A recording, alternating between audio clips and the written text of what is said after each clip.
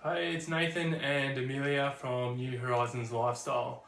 Today we're going to talk about what do you do when you're unsatisfied or unhappy in your current work situation. It's a question we get asked quite a lot, so we thought we would discuss it today. So stick around, we'll be right back.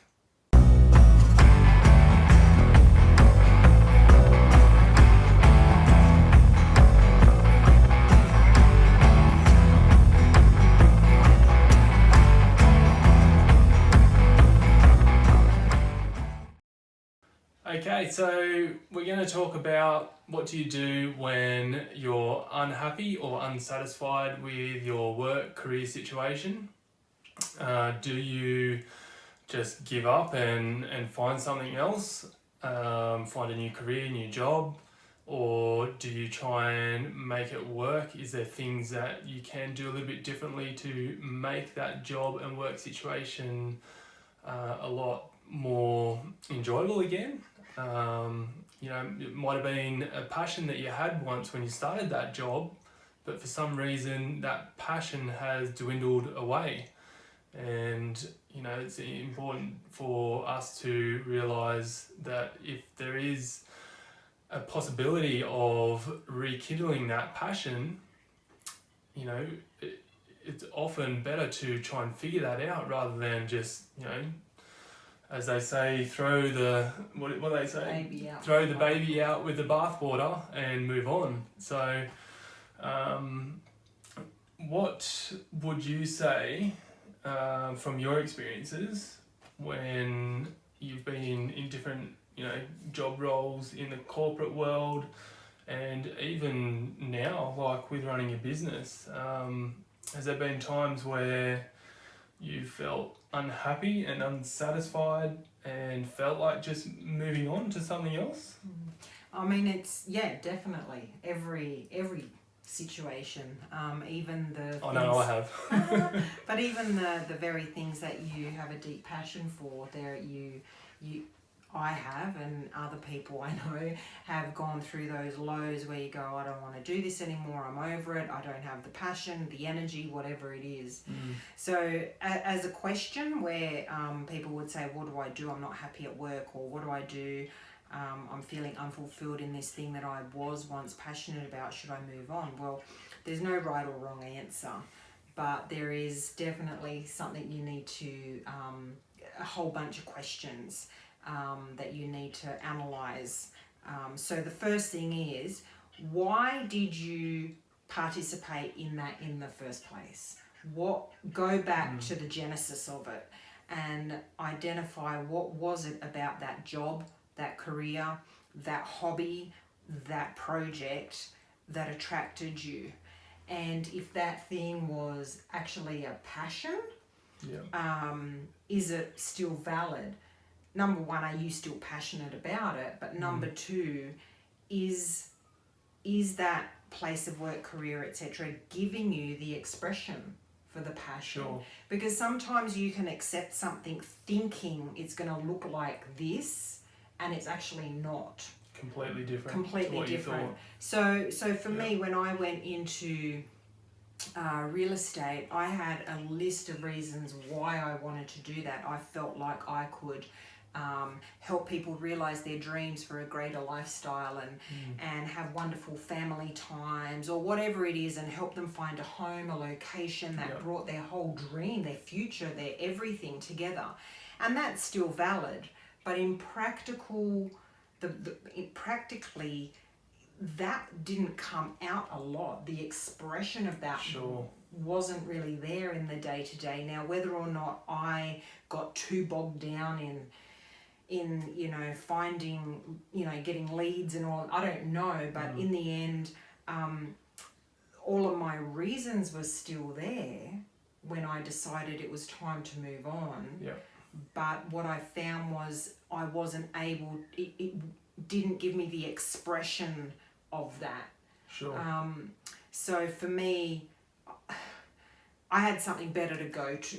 That was that, but there wasn't enough holding me there in that case. But there's been other situations where it's you shouldn't necessarily move on.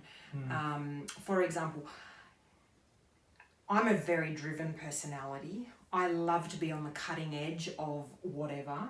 I love to see progress and pushing the limits, Yep. whether it's in technology, whether it's in fitness and dance, creativity, whatever it is, that's my personality. And if I am in a place where I can push certain limits and feel like I'm on the edge, that's very exciting for me. And when I was in the technology world, I was always working for very innovative companies who were always creating, innovating, designing new things, and that was exciting for me. But in the work, there's work, there's administration, there's calls, Yeah. there's things that you have to do that are not exciting, that are not your passion. So what do? Do you go, oh, I don't want this job or career anymore because I don't like making phone calls, or I don't like writing sales reports? Yeah. Or do you say, no, this environment actually is exciting for me, and I want to, I that can balance itself out, and I can focus on the excitement of the technology or whatever it is, Yep. and just say, well, it comes with admin, everything Sure. does. So you've got to weigh it up. Now, there are definitely times where it's definitely time to move on. It's not working. The passion Yep. has no expression, nowhere to be expressed. There's nothing in the environment that's you're enthusiastic for, or very little, or the cost Yep. to be Yeah, there. for sure. I mean, even I remember when we were running a personal training studio, Yeah. and we had a business personal training and coaching, multi-sport triathlon coaching, and I'm passionate about health and fitness and exercise, and I love everything about that.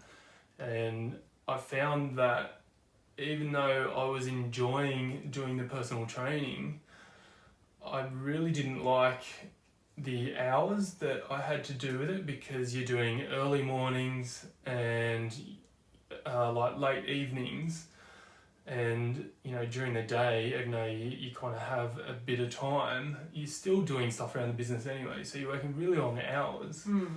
But I didn't have any time for family. And I found that even though I loved it, the compromise of not being able to spend my time with family was, for me, that cost was too great. Right. So I decided, to finish up with that business, and I didn't just, stop pursuing those passions. I just channeled it into a different avenue, a different way, in the Navy. Where I got to express that fitness side of myself in a pretty grueling way, but I chose a different way to do it. So I think you can also be in a situation where there is a cost that's too great that you might need to make a change, but you can still continue to do your passion, but just change the way you're doing it. Yeah, exactly. Yeah. I mean, you have to give your passion expression. Yeah. Otherwise, your soul suffers. It really does. And any mother, father too, but I can only speak as a mother. Any mother knows how much you have to give up to be a mother.